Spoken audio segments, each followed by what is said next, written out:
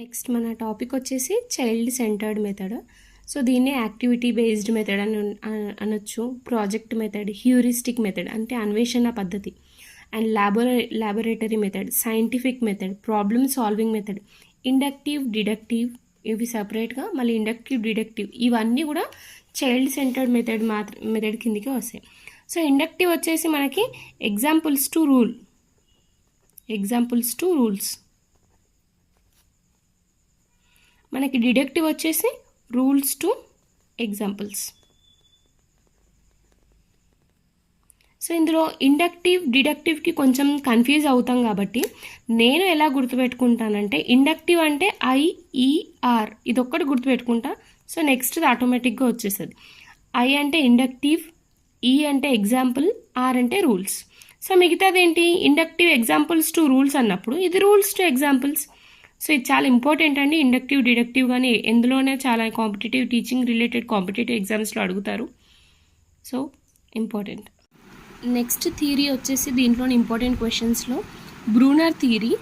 So ఇది కూడా చాలాసార్లు టెట్లో అడిగారు.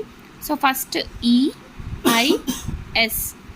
E వచ్చేసి ఇన్యాక్టివ్ మెథడ్, I వచ్చేసి ఐకానిక్ మెథడ్, S వచ్చేసి సింబాలిక్ మెథడ్.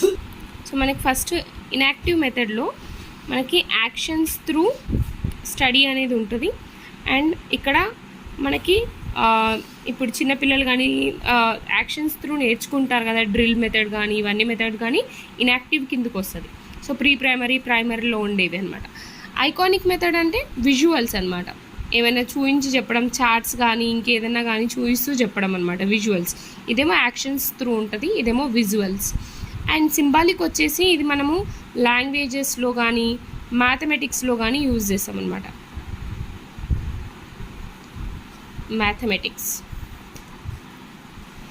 సో ఎలా అంటే ఇప్పుడు ఎగ్జాంపుల్ మ్యాథమెటిక్స్లో ఏది తీసుకోవచ్చు, అడిషన్ కానీ, సబ్ట్రాక్షన్ కానీ, మల్టిప్లికేషన్ కానీ, డివిజన్ కానీ ఇవన్నీ ఏంటి, సింబల్స్ త్రూనే కదా.